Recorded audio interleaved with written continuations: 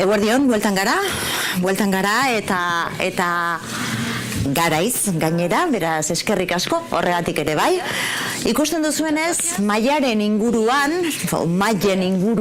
jardungo dugu jarraian.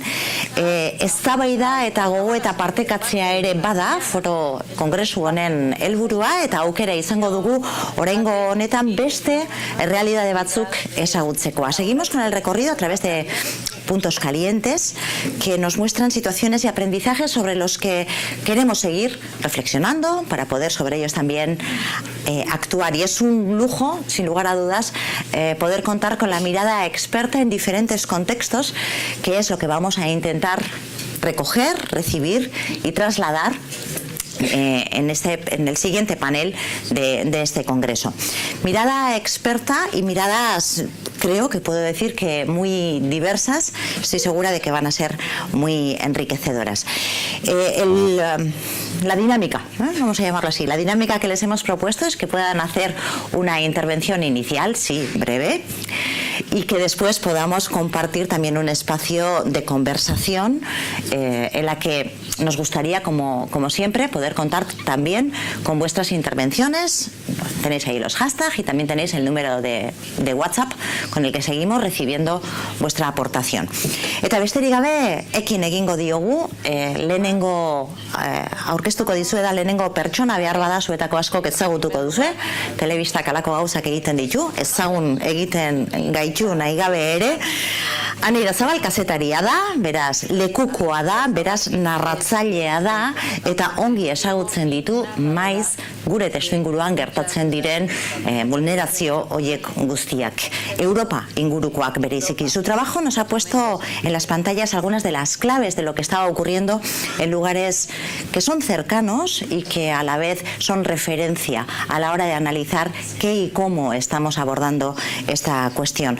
No solamente en la crónica diaria, creo que especialmente agradecemos que vaya más allá del mero dato, que nos ayude con sus crónicas y con sus relatos a entender la situación y su contexto. Ane, ongi etorri. Berehala zuri emango dizutitza eta lehendabizi jakin nahi nuke, zure ustez ze ondorio ekarri dituen, gaur egun ditugun politikak ze ondorio ekarri dizkiguten, hortik enfokatzea eskatuko nizuke, baino aurrera. Nahi duzun bezala, nahi duzun moduan egin dezakezu, aldi bereko itzulpen zerbitzua daukagulako. Nos pregunta si castellano o euskera, lo que tú prefieras, porque podéis seguir la intervención a través de la... preparado en castellano más o menos de la charla, así que yo creo que está bien. Ahí, orain. Listo. Bye. Bien, Egunon, buenos días. Gracias por participar, por venir a este primer Congreso Internacional Infancia en Movimiento. Yo más o menos lo que me gustaría explicar es en qué situación nos encontramos ahora. Seguramente cuando organizaron este congreso no tenían en cuenta o no se acordaron, pero se cumple el tercer aniversario del acuerdo entre la Unión Europea y Turquía para frenar la llegada de migrantes a Europa. En este tercer aniversario, las consecuencias que nos ha dejado este acuerdo pues son cada vez más evidentes, ¿no? Quizá al principio no nos dimos cuenta de lo que suponía, de que quizá los miles y miles de solicitantes de asilo que veíamos llegar a las islas griegas, esa llegada se frenó, pero lo que estamos viviendo ahora es una cronificación absoluta de la crisis y cómo el modelo que la Unión Europea firmó con Turquía se ha extrapolado, se ha de alguna manera copiado en los nuevos acuerdos que se han firmado entre Italia y Libia, por ejemplo, para frenar ahora las llegadas. Quizá Íñigo explicará mejor esta situación y Tatiana quizá el bloqueo que se vive en los Balcanes. En el caso que yo trato últimamente, que es el italiano, lo que estamos viendo a causa de este bloqueo de los migrantes a Europa y es muy interesante que se hable de esto en este congreso, es que los niños se están quedando completamente desamparados.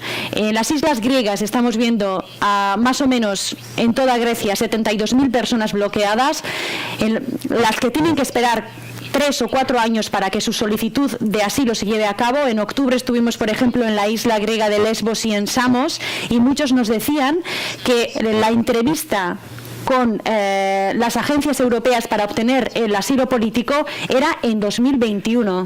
Es decir, ellos habían hecho la aplicación, habían rellenado una aplicación para poder hacer la entrevista y les habían informado de que hasta el 2021 tenían que esperar en estos centros de tránsito, que son una especie de semicentros de detención, para poder realizar esas entrevistas y saber si obtienen o no el asilo político, porque el hecho de que te hagan una entrevista no quiere decir si al final vas a obtener esa protección política que ellos tanto esperan.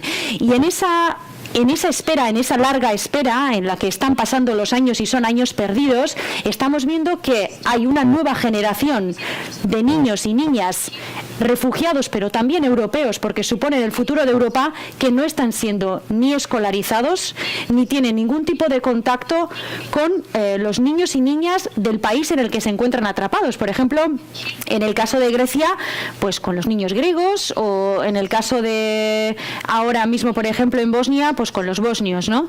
Esa situación de bloqueo se está sintiendo no solo desde el punto de vista del drama humanitario o de la crisis, porque faltan medios, porque viven en tiendas en condiciones insalubres, como por ejemplo el centro de Moria, en barracones donde hay 20-50 personas, sino que no hay una planificación de aquí a 20 años y que estos niños están perdiendo años claves de su vida, es decir, sin ser escolarizados, sin tener ningún contacto con el mundo exterior o con la sociedad europea en la que viven y en la que seguramente vivirán por el resto de su vida si no, sus padres no deciden volver al país de origen, que en algunos casos quizá sea así, pero en otros no.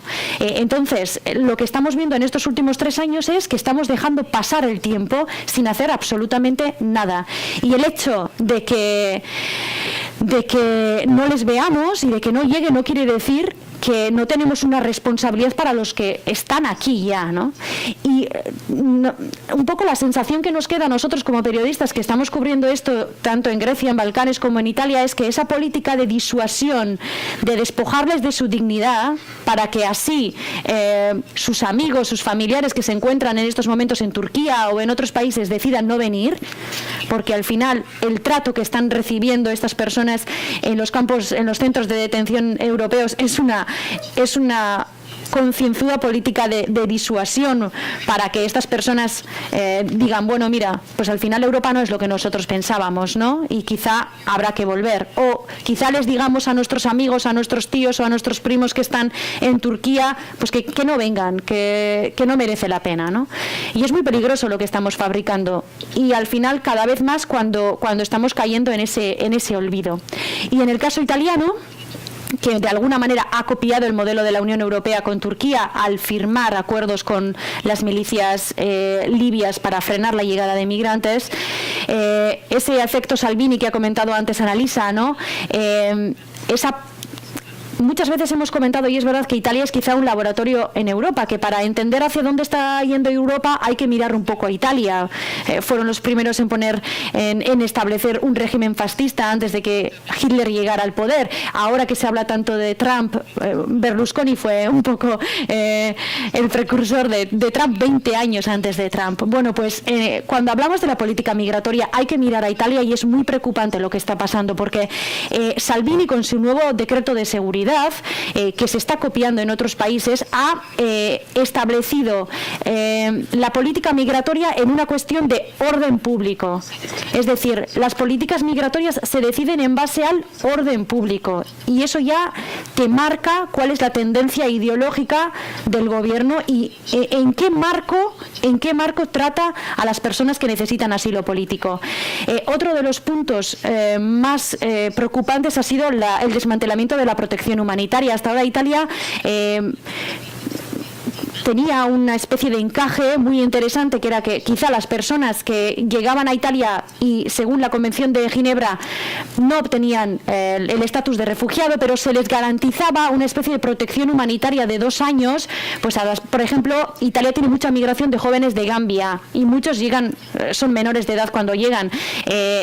hasta hace poco muchos escapaban de la dictadura de Jamia Jagmer, y entonces Italia, aunque no entraban dentro de los parámetros de la Convención de Ginebra para obtener el estatus de refugiado, sí obtenían esta protección humanitaria. Bueno, esto ha quedado completamente desmantelado.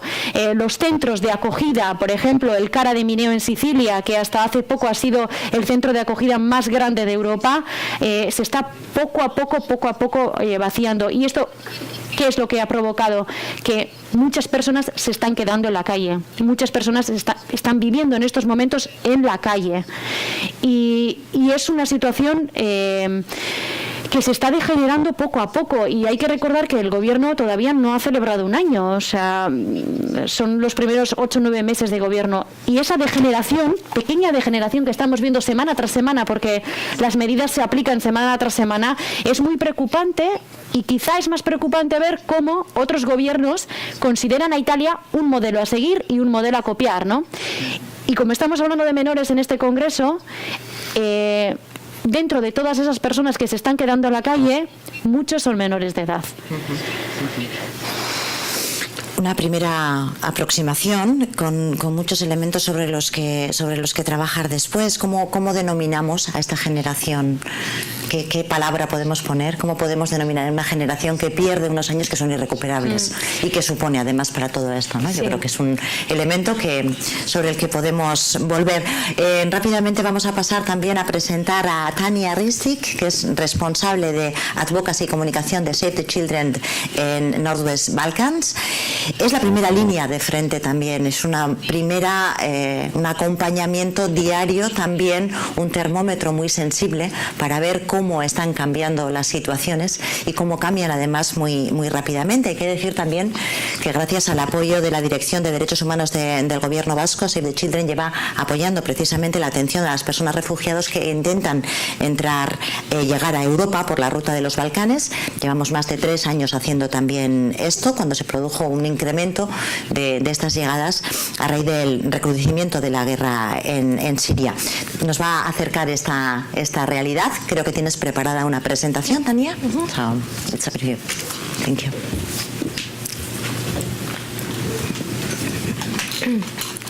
So hello everyone.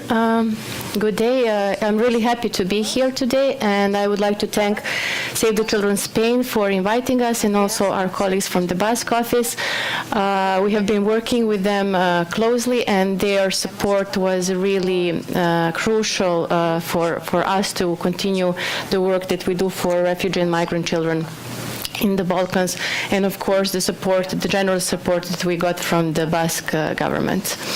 So I'm representing Save the Children Northwest Balkans, which is the main office is situated in Sarajevo, but we work in Bosnia and Herzegovina, Serbia, and also Montenegro.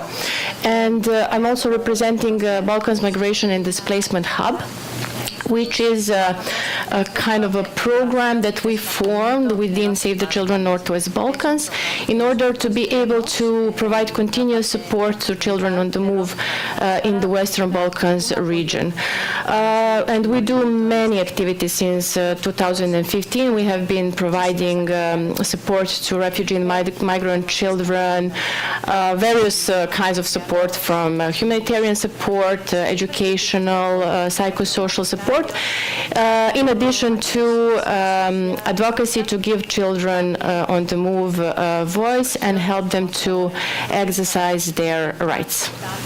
And one of the things that we do, one of the activities that we do in order to achieve the visibility of children who are traveling, is that we are collecting data about mixed migrations in the region, and we are monitoring trends related to migrations.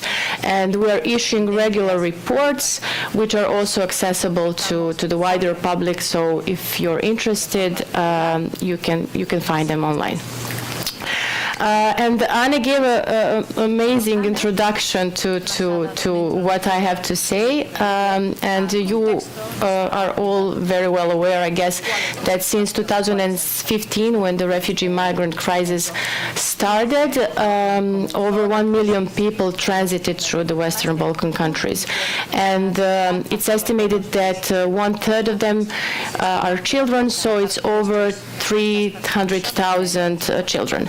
And as Anna said, the EU-Turkey deal, which took place in March 2016, did not stop the movement. The numbers did decrease, but the migration flow continued. So we continued seeing refugees and migrants and refugee and migrant children coming and transiting through Western Balkan countries. And we still do see them. And what happened is that people just changed the way that they travel. So in 2015, beginning of 2016, there were legal routes. The borders were open and people were traveling, supported by the system in a way, but after the borders closed, people started traveling with smugglers and traffickers, meaning that they are even more vulnerable than they were before. So they choose hidden trails and routes, and they try to avoid police and border patrols. So the low visibility, so sorry, I forgot about the presentation. The low visibility makes them even more vulnerable, as I said. And so we're talking about, as Anna said, some kind of a hidden population within the region. People who are trying to stay away from the view of others, and this makes it even more difficult to identify them and to support them. Stronger border controls also led to longer stays and increasing numbers of those who are staying in the region. What we can see is that demographics and numbers are frequently changing. And as I said, monitor migration trends and data, sometimes we can explain the changes in the numbers in the demographics, and sometimes explaining them is a bit more challenging. For example, after the Kurdish referendum in Iraq, we have seen increase in numbers of families, Kurdish families coming from Iraq. Or last year, Serbia left the visa requirements for citizens of Iran. So Iranian refugees, Iranian asylum seekers, they outnumbered all others coming to Serbia. So sometimes it's easy, let's say it's easier to you can monitor the demographics, and the numbers, they change depending on the weather conditions. So the numbers increase in spring, for example, and during the summer, and then they become lower during the winter. And they are linked to the wider political decisions and the happenings. But sometimes it takes a bit more, work in order to conclude what's going on. So let's say in summer 2017, we observed a movement of refugee and migrant families from Serbia and Macedonia back to Greece. And we were confused, so it took us some time to realize that the reason for them to move back to Greece was that they can get seasonal jobs there and then, earn some more money. Because many of them basically left their home countries months and even years ago. So they are left without the resources. So the Balkans route is the main migration route for refugees and migrants from Syria, Iraq, Iran, Afghanistan, and Pakistan. And based on the data, we can say that it is the second most traveled route in Europe. In 2018, more than 25,000 refugees and migrants are estimated to have arrived in Greece, and more than 16,000 in other Balkan countries.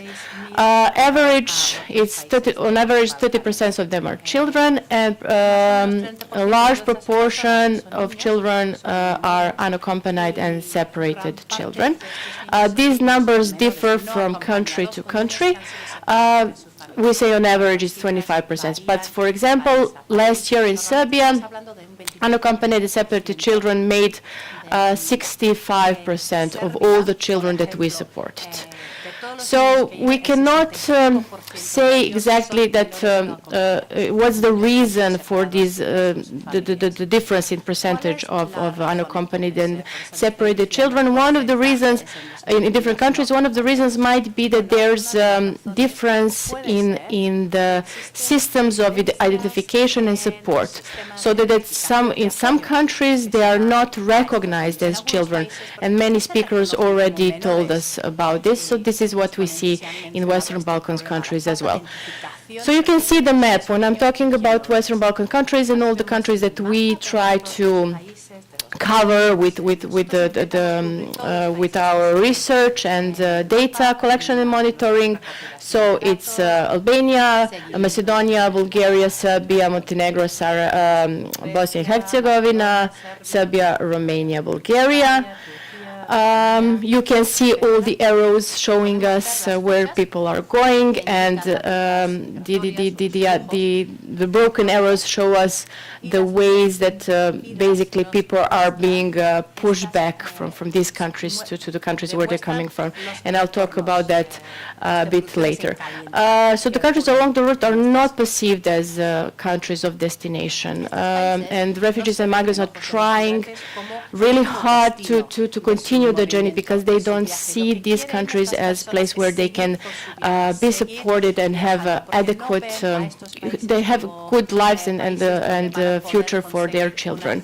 And there are many reasons for this. The thing is that the countries along the route, they struggle to respond. Since the beginning, since 2015, they struggle to respond to the mixed migration trends. And they are not economically developed enough, or they didn't invest in their systems of support. So there are many, many challenges. And the routes are constantly changing and shifting. That's another thing which is interesting with the region.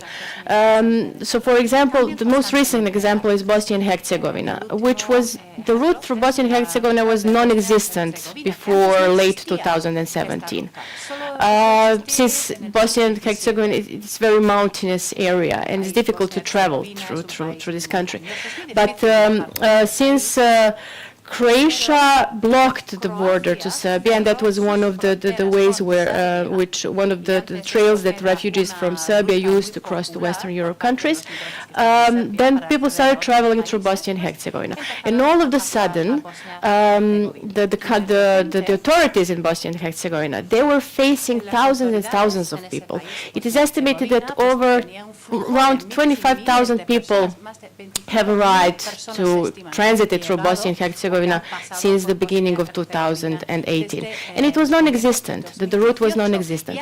There were no shelters, there was no system in place, so they really had to work hard to set up some kind of a system to support these people. And now there's more than 5,000 people in Bosnia and Herzegovina who are stranded, most of them at the border with Croatia, and they live in really squalid conditions. The conditions for children are very bad, so they don't have even the basic, let's say, the basic conditions for living. So no hygiene in the sleeping areas. So it's pretty problematic. And also the national systems, they often are reluctant to recognize children, refugee and migrant children, and we already spoke about this. So children are very often not identified, and it happens a lot, mostly with unaccompanied separated children, who are teenagers, they are 16 and they go with a single man. So very often it happens that no support, they don't get the support that they need. So what we can say based on the recent, on the experiences is high likely that mixed migration trends will continue in the Western Balkans. Balkans region, routes may change, as we have seen them change, and Serbia and Bosnia and Herzegovina will remain for some time the main response environments until the end, at least until the end of 2019. So who are the children that we meet? So there are children on the move, similar to all other children on the move across the planet.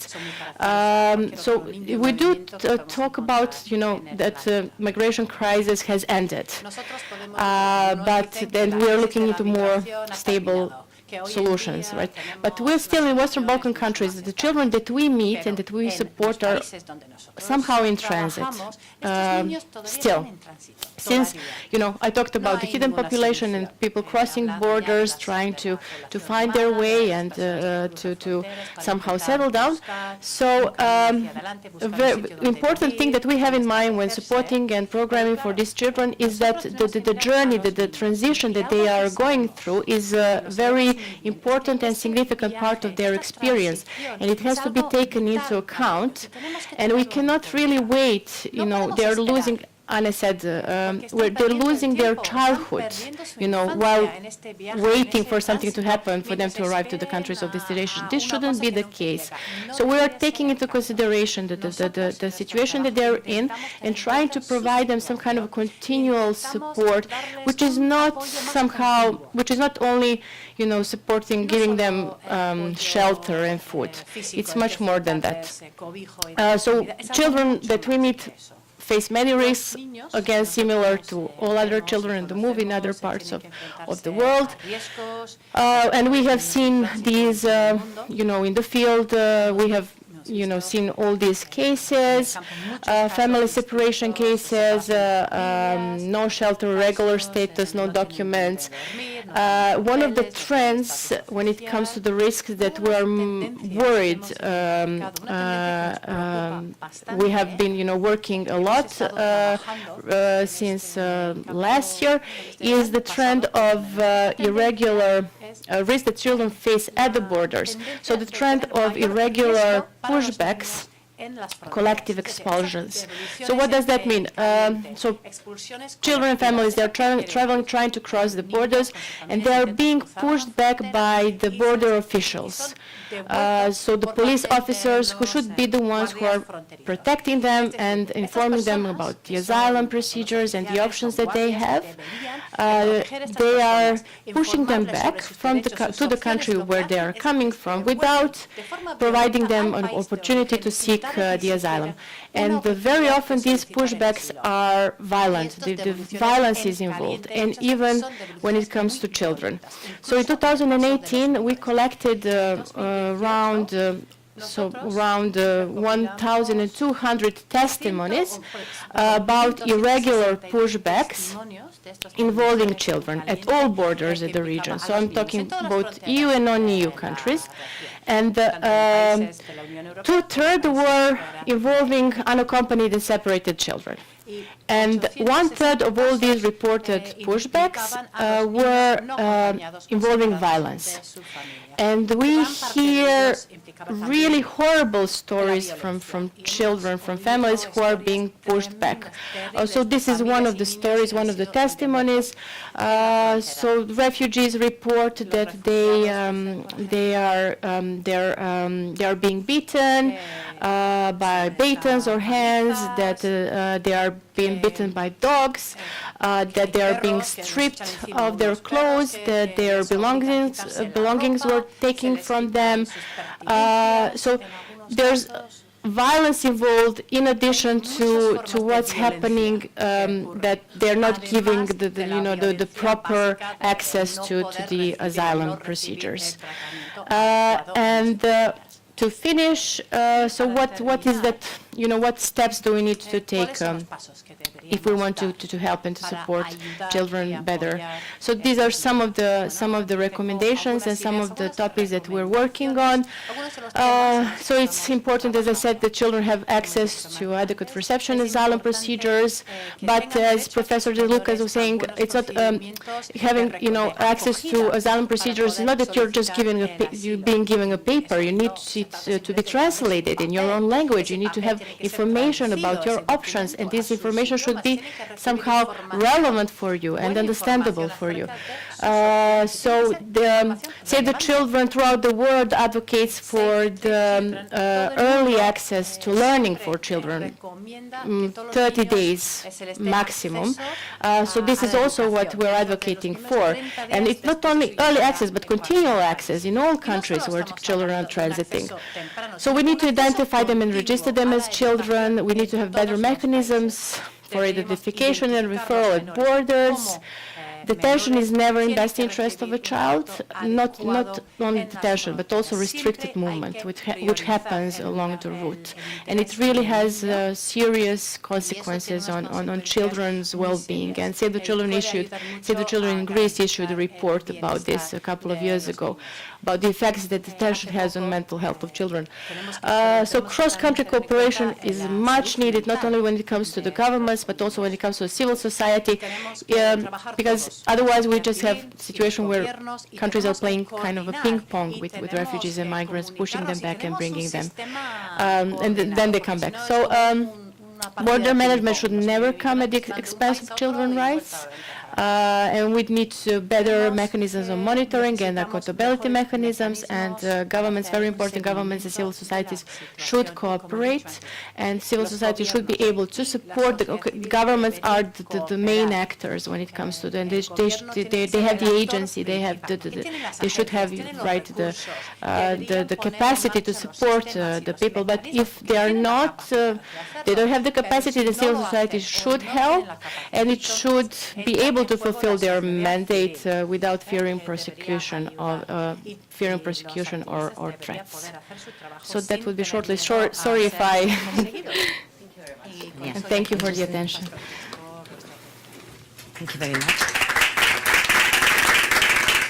Volveremos sobre todas estas cuestiones, cómo organizamos un trabajo para hacer frente a situaciones de tránsito cuando este tránsito se alarga en el tiempo, y sobre todo cuando empezamos a ver que realmente va generando en sí misma otra serie de problemas que hay que atender y que hay que atender de manera correcta, más todavía cuando la situación cambia tanto y cambia de una forma tan rápida y a veces impredecible.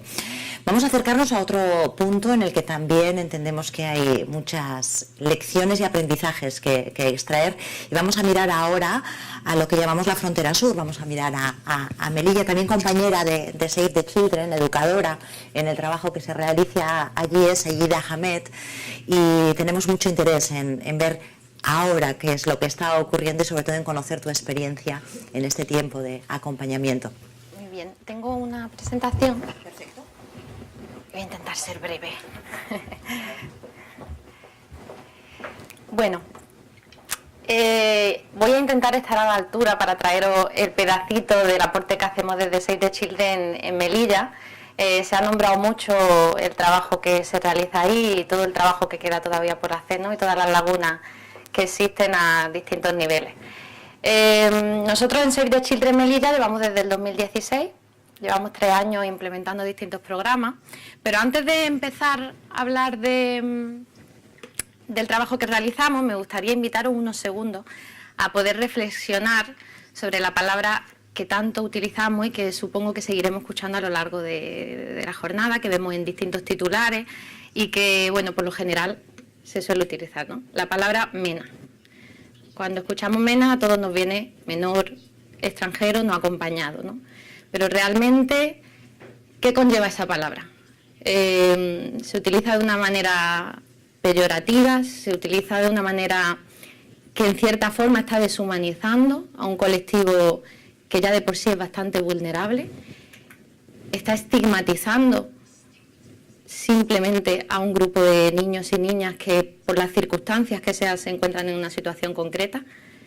Y bueno, dejándola así un poco abierta, luego intentaré retomarla, voy a explicar básicamente las líneas de trabajo que hemos seguido desde Save the Children Melilla en estos últimos años. Hemos trabajado en frontera principalmente. Melilla está rodeada por la valla perimetral que todos conocéis, 3 vallas perimetrales con malla antitrepa, incluso zonas con concertina, pero también tenemos 4 fronteras, de las cuales en una está la oficina de asilo y refugio del Cuerpo Nacional de la Policía. En esta frontera tenemos nuestro espacio, un espacio amigable, un espacio seguro para la infancia, en el que se pretende principalmente poder reducir el impacto de la violencia al otro lado de la frontera y el impacto negativo que le supone el tránsito a esta frontera a los menores y a sus familias. Desde este enfoque de protección, de frontera, de inclusión, pero en concreto en frontera, como decía, pues intentamos fortalecer todo el sistema de protección, ¿no? Save the Children intenta en Melilla hacer o ser una pieza clave dentro de este sistema de protección y reforzarlo de alguna manera. Ofreciendo información y asesoramiento, obviamente, una atención psicosocial que creemos que es básica y que es transversal en todas nuestras intervenciones, porque pensamos que es necesario poder trabajar desde este enfoque para reducir hablábamos de qué pasará, ¿no?, con estas generaciones que están en esta situación. Intentar, en la medida de lo posible, reducir los resultados negativos que puede tener este proceso. La identificación de perfiles vulnerables que nos facilitan poder atender de forma urgente casos muy concretos y poder derivarlos cuando no podemos nosotros dar la respuesta. Y después, bueno, consideramos que desde Save the Children, en un territorio como el de Melilla y siendo referentes en infancia, tenemos la necesidad y la obligación casi de capacitar al resto de actores que trabajan con infancia y fortalecer las redes de derivación para que, como he dicho al principio, poder fortalecer todo el tejido social y el sistema de protección en el que nos encontramos. Bueno, pues desde el programa de Frontera, la población diana que atendemos son las familias que son solicitantes de asilo y refugio, que vienen con menores de edad, e intentamos acompañarles durante todo el proceso de trámite de solicitud de asilo. Les ofrecemos un espacio seguro en el que puedan sentirse reconfortados, pero además donde podamos atender de forma inmediata a esas necesidades que tienen estos menores y en la mayoría de sus casos a sus padres. Además, hacemos una labor, creo que fundamental, de mediación con la policía y con el resto de actores que trabajan en el puesto fronterizo. Hablo de que atendemos a menores que en este caso son acompañados por sus familias, pero también nos llegan algunos menores que no son acompañados. La derivación en este caso a los centros de protección es inmediata, por tanto el tiempo de actuación es muy corto, pero sí nos permite hacer una identificación o una primera identificación de cuáles son las necesidades y cuáles son las situaciones en las que llegan estos menores. Y por otro lado, bueno, poder daros a grandes rasgos las cifras que hemos manejado el año pasado, ¿no? En el 2018 hemos atendido a 1.128 menores entre niños y niñas y adolescentes, y en lo que llevamos de año, ahora en 2019, entre enero y febrero, 113. El origen es varios, en su mayoría son sirios, pero también hemos tenido a familias de origen yemení, palestino e incluso de Irak. Desde la línea de trabajo de protección tenemos el programa de educación de calle, que además es el segundo año que se está implementando en Melilla, pero es un programa que es nuevo para SAFE en España en general, ¿no? Hemos empezado a trabajar con niños que están en total desprotección, se encuentran al margen del sistema y están totalmente invisibilizados de alguna manera. Son menores que se encuentran literalmente en situación de calle, no están bajo ningún paraguas de ayudas ni de recursos, más que de buena fe la gente que les ayuda como nombraba antes, bueno, pues voluntariado, dando lo que dice la administración, que es dar bocadillos, ¿no? Que en algunos casos es muy necesario también, ¿no? La población atendida en el 2018 fue alrededor de unos 82 niños más o menos, y ahora mismo en lo que llevamos entre enero y febrero van unos 51 o 52.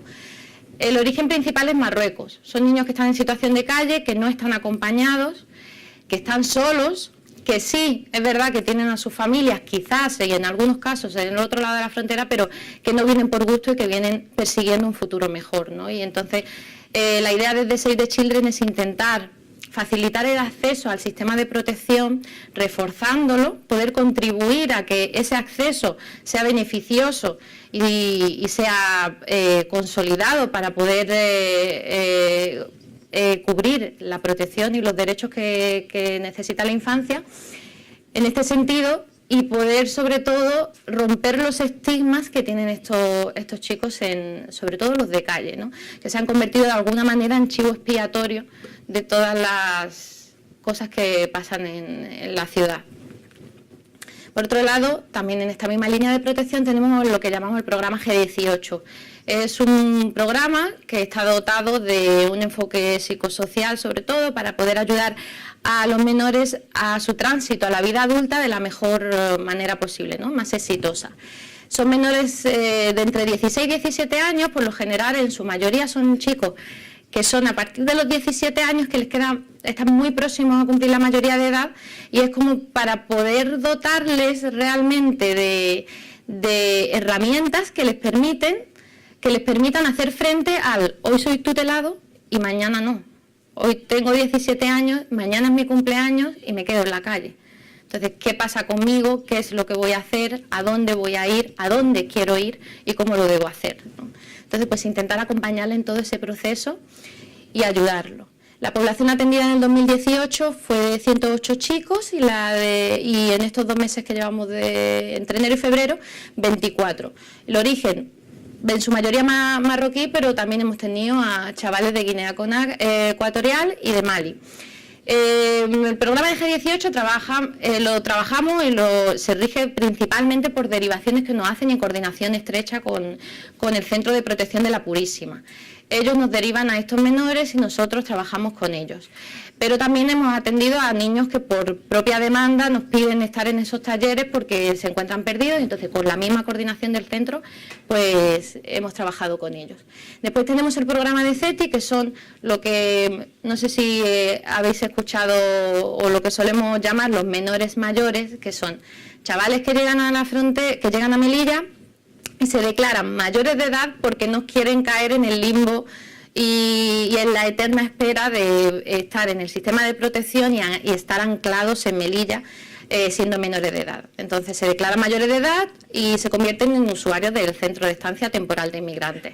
Durante este tiempo en el que están allí, pues intentamos, parecido al taller de G18, dotarles de herramientas para poder el tránsito a la vida exitoso hacia la vida adulta independiente, ¿no? Son menores que en su mayoría, o son usuarios que en su mayoría se declaran menores de edad y dicen la realidad cuando llegan a la península. Supongo que también esto tiene que ver por la situación geográfica de Melilla y la imposibilidad que tienen de poder moverse por territorio nacional y territorio europeo, y se quedan como encerrados, ¿no? Entonces por eso prefieren estar en el CETI. Hemos tenido chicos y chicas en este caso, dentro de este grupo. La población atendida han sido 281 en el 2018 y entre enero y febrero pues unos 64. El origen pues también muy variado, ¿no? Guinea Conakry, Guinea-Bissau, Mali, Costa de Marfil, Sierra Leona, Senegal, Camerún, Argelia, Marruecos y suma y sigue, ¿no? El trabajo en todos los programas es el de también conseguir la inclusión social, ¿no? Dentro de poder normalizar los espacios comunitarios, poder normalizar que participen de forma activa en la ciudad y, como he dicho antes, poder romper sobre todo los estigmas que llevan con ello, ¿no? Y después, desde el enfoque o desde la línea de trabajo de la inclusión, llevamos desde el curso pasado, 2017-2018, realizando actividades de refuerzo escolar. En este programa sí que hemos incluido, no solo son los niños y niñas migrantes, sino también tenemos a chicos de la propia ciudad, ¿no? Que están en riesgo de exclusión social y que pertenecen a los centros. Trabajamos actualmente en 4 centros dentro de la ciudad, son lo que solemos llamar los centros de difícil desempeño, ¿no? Están en una zona periféricas, con una población bastante complicada, con problemas en cuanto a las competencias lingüísticas y demás. Entonces trabajamos principalmente inmersión lingüística, inclusión social, desde un enfoque psicosocial, desde la participación infantil sobre todo. En el curso pasado atendimos a 78 entre niños y niñas y adolescentes, y este curso estamos con un grupo de 68. El origen principal pues es Marruecos, pero también son chavales, como digo, de Melilla. Y bueno, como decía, pensamos que desde Save the Children es súper importante que desempeñemos el rol de formadores, porque somos referentes en infancia, ¿no? Entonces es súper importante que podamos ser portadores de buenas prácticas en este campo. Lo hacemos a través de formaciones, hemos hecho formaciones de primer auxilio psicológico, hemos liderado 2 mesas de coordinación con distintas ONGs de Melilla, que eso ha reforzado el sistema de red de comunicación entre nosotros y el trabajo en común. Hemos hecho actividades del PCR, está ahí invertida allí, y el proyecto de solidaridad responsable, y bueno, tenemos alianzas con la administración pública, trabajamos con el programa de refuerzo escolar con el MEC, en frontera trabajamos con la Policía Asilo, la Consejería de Bienestar Social, que es la que nos permite realizar los distintos programas con menores, y bueno, con distintas organizaciones como son Médicos del Mundo, con las que colaboran directamente con nosotros en nuestras rutas de calle, de educación de calle, haciendo una vez a la semana rutas sociosanitarias, SJM, que nos ofrece asesoramiento legal, ACNUR, CEAR, MPDL y demás.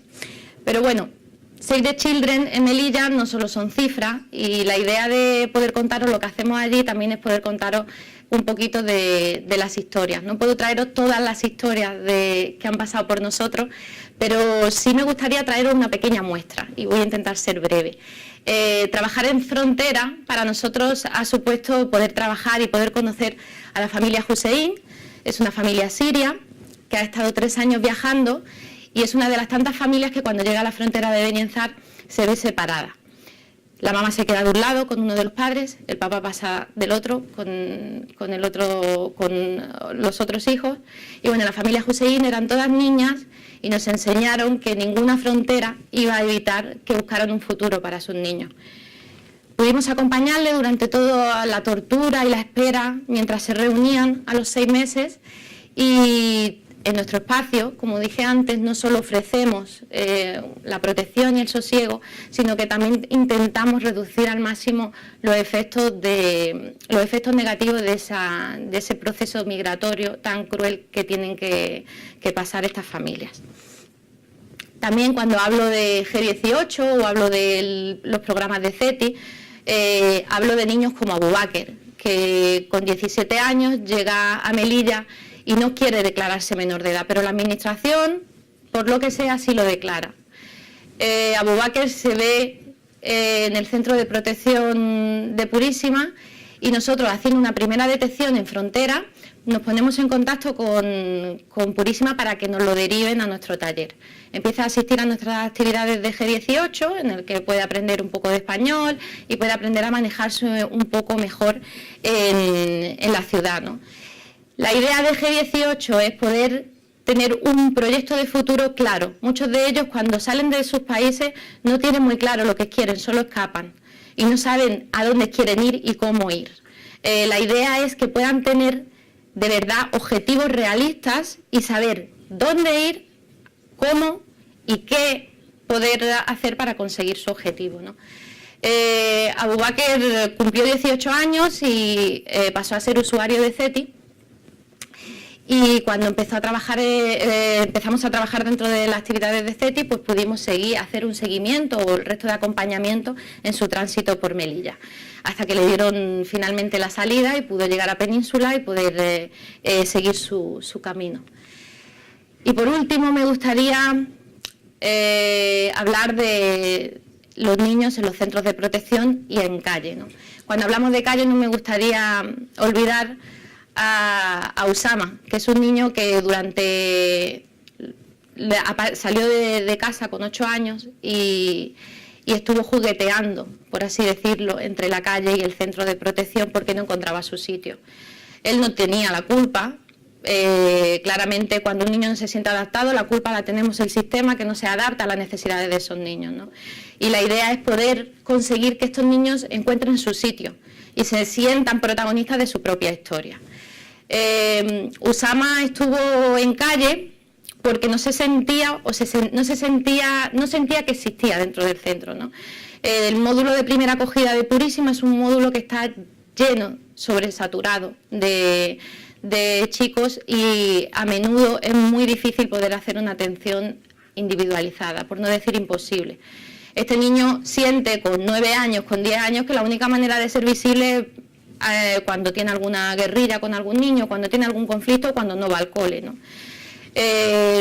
Piensa que el único objetivo y la única manera de ser alguien es pasar a la península. Y en muchos casos, y muy triste, llegar a España, porque no consideran quizás que Melilla, por la situación que tiene, esté bajo los derechos que tiene que darle Europa, ¿no? y esa España. Entonces, piensan que cuando llegan al otro lado serán alguien. Con Usama estuvimos trabajando, establecer objetivos a corto y medio plazo, y establecer con él acuerdos para conseguir que se reinsertara dentro del sistema de protección, volviera a ir al centro, volviera a ir al cole, y poder cambiar un poco el enfoque que tenía, ¿no? Gracias a este trabajo pudimos conseguir que volviera al centro. Estuvo asistiendo a nuestras clases de refuerzo escolar, estuvimos haciéndole un acompañamiento individualizado durante todo este tiempo, y ahora Usama, pues bueno, este año participará por 3er año consecutivo en nuestras actividades de campamento de verano, y participa de forma activa en todas las actividades de educación de calle, donde nos ayuda a que el resto de los que eran sus compañeros en calle puedan ver que hay otras opciones, ¿no? Aparte del risky y el conseguir entrar como polizones. Entonces ahora sí que me gustaría retomar la primera reflexión a la que os he invitado, y es que la palabra MENA, que os inspira cuando la pensáis, ¿no? ¿Son menores extranjeros no acompañados? Sí, porque lo son, pero personalmente, desde el equipo de SAFE, y más en concreto desde el equipo de Melilla, le hemos querido dar una vuelta a la palabra MENA, porque para nosotros no dejan de ser menores extraordinarios necesitados de amor. Muchas gracias.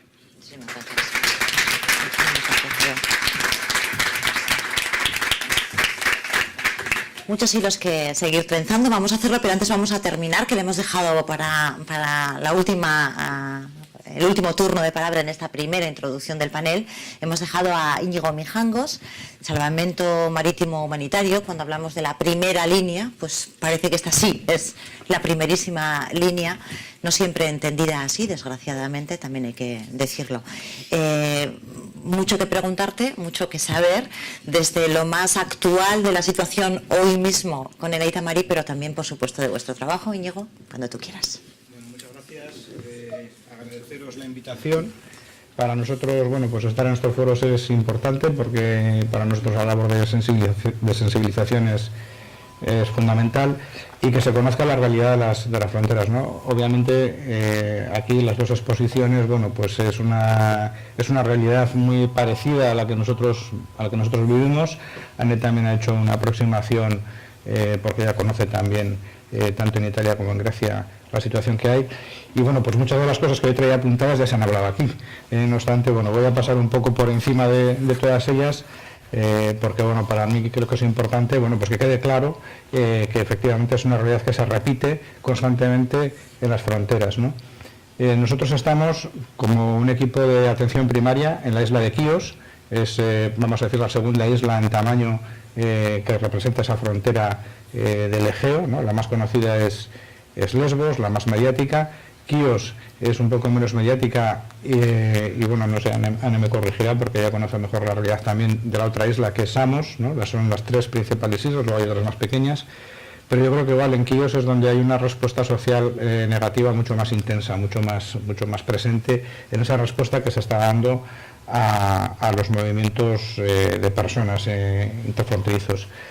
Nosotros estamos ahí, y es un entorno relativamente hostil, y bueno, trabajamos en estos momentos fundamentalmente en el campo de vial. También con el Aita Mari, que comentaban en la introducción, es el segundo proyecto que tenemos, que es nuestra idea es estar en el Mediterráneo Central, en la ruta del Mediterráneo Central.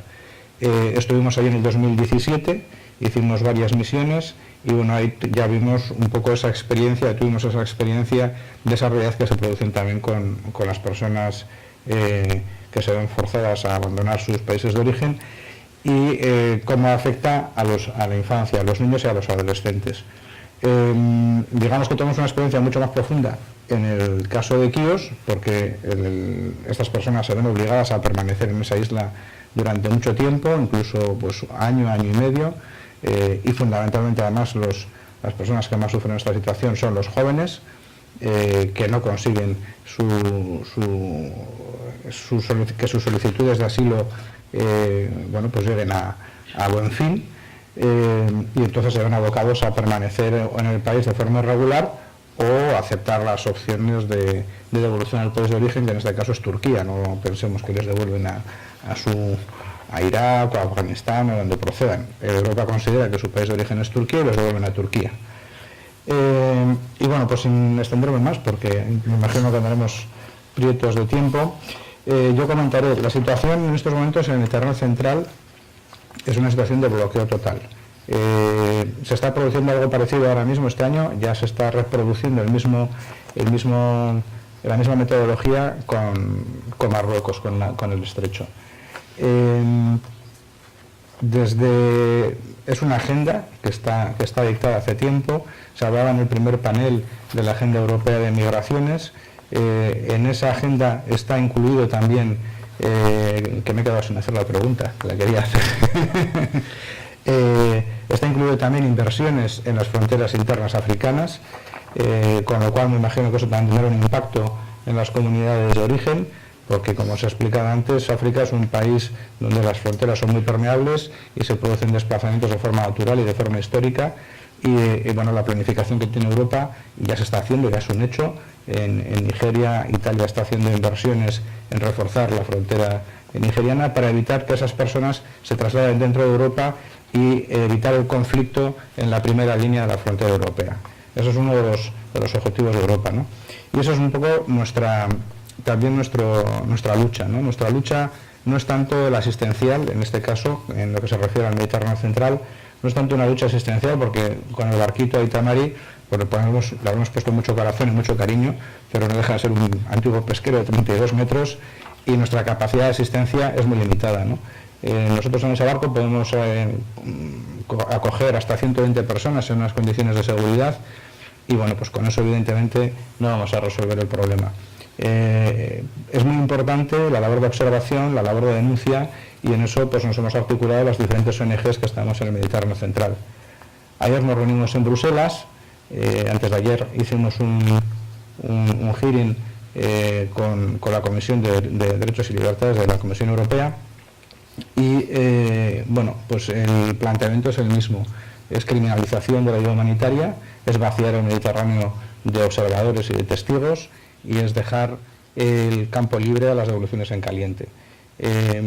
Se le ha reforzado a Libia de unos recursos de rescate provenientes de Italia y se ha entrenado a las milicias libias pues en países como España, como Italia, como Francia. Ahora también Francia pues ha suministrado 2 patrulleras al gobierno reconocido en Libia y bueno, pues lo que se pretende es que ese gran espacio sea una gran valla como las que tenemos tristemente en el sur de España, una gran valla donde las personas sea imposible salir de ahí, ¿no?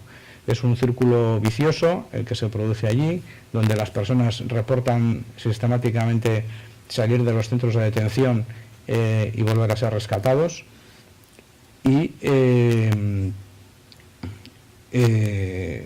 incluso Naciones Unidas, incluso algún observador que ha ido de la Comisión Europea ha dicho que las condiciones de vida en Libia son inenarrables, que es el infierno en la tierra, Las personas son víctimas de maltratos, de torturas, extorsión a sus familiares para que les den dinero para liberarlos, y se les libera en las pateras, no se les libera en tierra. Muchas de estas personas no es su intención cuando iniciaron su viaje venir a Europa, también se ha explicado antes. Muchas de estas personas son personas que han ido a Libia a mejorar sus condiciones de vida, aun siendo un país con una gran inseguridad jurídica. Pues estas personas tienen mejores opciones económicas, porque Libia, dentro de lo que cabe, pues es un país con relativa nivel de vida con respecto a otros países del entorno, y pues tienen mejores oportunidades, pero al no haber ninguna defensa jurídica en esos países, se les detiene arbitrariamente y se les encarcela en los centros de detención ilegales y entran en esa ruleta, ¿no? Las personas que vienen de Libia vienen todas en unas condiciones de salud deplorables, de desnutrición, las condiciones son terribles, ¿no?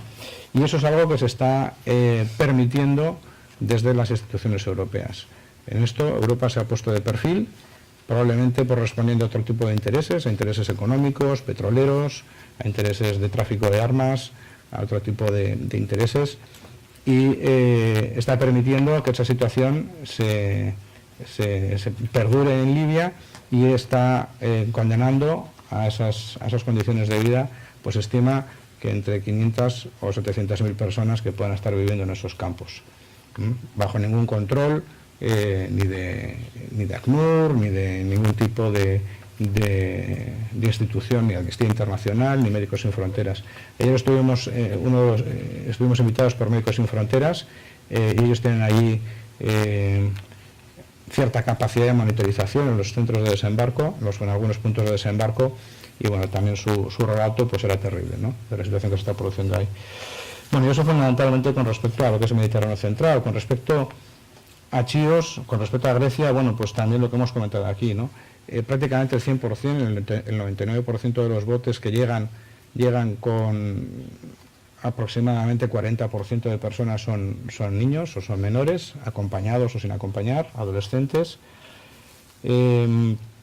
Los orígenes, inicialmente cuando nosotros llegamos allí en el 2015-2016, eran países como Afganistán, Siria, iraquí, de origen kurdo, palestino, y a partir del 2018, cuando se produce ese endurecimiento en la frontera del Mediterráneo Central, empiezan a venir también personas de otros países de África, ¿no?, de Camerún, Eritrea, Nigeria, Yemen, que siempre ha habido, pero a partir del 2018 se produce un aumento, y me imagino que también, ya lo hemos visto este último año en el sur de España, también como ha incrementado las cifras, ¿no? Ha sido la ruta donde se ha derivado todo ese flujo de personas. Llegan muchas mujeres con lactantes o con menores de 8 años, con niños menores, y muchas viajan solas, y muchas viajan con un varón que dicen que es su marido, pero no queda tan claro si su marido es una persona, que han hecho un poco ese acuerdo, ¿no?, de protección, con lo que todo esto supone, ¿no? También pasa esto con los menores, también pasa mucho con menores que dicen que están viajando con adultos porque son su primo, que son su tío, y tampoco queda del todo claro que haya ese tipo de relación familiar. A mí, como no soy ningún experto en la materia, pues también lo comentaré, no sé si es tanto un problema de concepto cultural, que igual ellos dicen, pues es mi primo, pero porque es una persona con la que tiene mucha estima, o realmente es alguien con el que se han juntado en el camino, y pues también han llegado a ese acuerdo de protegerse o de ayudarse mutuamente, ¿no? Claro, tampoco sabemos hasta dónde esos lazos son sinceros o son interesados. Los adolescentes se ven expuestos a experiencias adultas a edades muy tempranas, también se ha comentado antes. Yo puedo contar algunos casos, y tengo algunos grabados, ¿no?, que será difícil de olvidar. Había un chico, Ali, que el chico tenía unas secuelas de la guerra, era parapléjico, es parapléjico, sigue siéndolo, incontinente, y presentaba unas escaras tremendas, un cuadro clínico realmente complicado, y renunciaba a ingresar en el hospital porque viajaba con su hermano, menor de edad, y el hermano era el que cuidaba de él. Entonces él decía, si yo entro en el hospital, me van a separar de mi hermano, y al final pues yo me voy a quedar en un hospital y mi hermano se va a quedar en un futuro incierto, ¿no? Entonces, bueno, pues en este tipo de casos, la responsabilidad del menor de cuidar de su hermano mayor en esas condiciones que necesitaba unos cuidados clínicos profesionales permanentes, ¿no? Bueno, pues tenemos ese tipo de casos, o casos de enfermedades mentales, como hemos tenido algún caso de esquizofrenia, también 2 hermanos que viajaban juntos, y claro, el caso de esquizofrenia no se diagnosticaba porque las instalaciones médicas en Quíos es un hospital comarcal, pequeñito, sin especialidades, y el servicio de psiquiatría está absolutamente desbordado. Claro, el tratamiento también de la esquizofrenia requiere de una medicación que no se facilita a las personas desplazadas y mucho menos a las personas que viven en el campo. La restricción de medicación es tremenda, no se puede dar ningún tipo de medicación de carácter que se pueda considerar una droga, ¿no? Y bueno, pues este chico, claro, tenía sus brotes psicóticos, eran brotes violentos, era tratado por la policía como un chico peligroso, y bueno, pues se le detenía, cuando se le detenía se le retiraba la poca medicación que tenía. Bueno, pues estos son cuadros que se producen también en menores, en personas adultas o en personas que viajan acompañadas, en familia, pues bueno, esta situación es menos vulnerable, pero en personas jóvenes, pues bueno, es algo a lo que pues no tienen opción. Bueno, también se ha hablado aquí también un poquito, pero que se vio, los jóvenes en todo este tiempo en los campos durante tantas horas o tanto tiempo, tantos meses, ¿no? Como ha narrado antes Anne, pues no tienen nada que hacer y fácilmente pues entran en las drogas, entran en el pegamento, entran en los cócteles, en el alcohol, en los cócteles de medicación absolutamente incontrolados, y bueno, pues todo eso también desencadena cuadros de ansiedad y cuadros que terminan siendo ataques epilépticos, ¿no? Es otro fenómeno súper típico, súper habitual, desde el primer día yo lo he experimentado, y yo me imagino que también en la ruta de los Balcanes esto será, vamos, absolutamente de diario, porque son las mismas personas que continúan el viaje, salen de la isla finalmente buscando rutas ilegales o opciones con traficantes, van a Atenas, en Atenas permanecen en los barrios de la Sarquía o de Omonia, bueno, pues buscándose la vida, y bueno, pues van siguiendo su viaje, ¿no? Son las mismas personas que te los encuentras. Yo no he estado en los Balcanes, pero compañeros míos que sí han estado se han encontrado gente que habíamos atendido en la isla de Chios. Yo los he visto muchas veces en Atenas también. Entonces, pues bueno, es un patrón que se repite sistemáticamente a lo largo de todo el viaje. Y estas personas, lógicamente, pues se van desestructurando y van perdiendo pues todo su futuro en este camino, ¿no? Bueno, en esa respuesta que está dando la Unión Europea a través de los estados, y en este caso de Grecia, ¿no?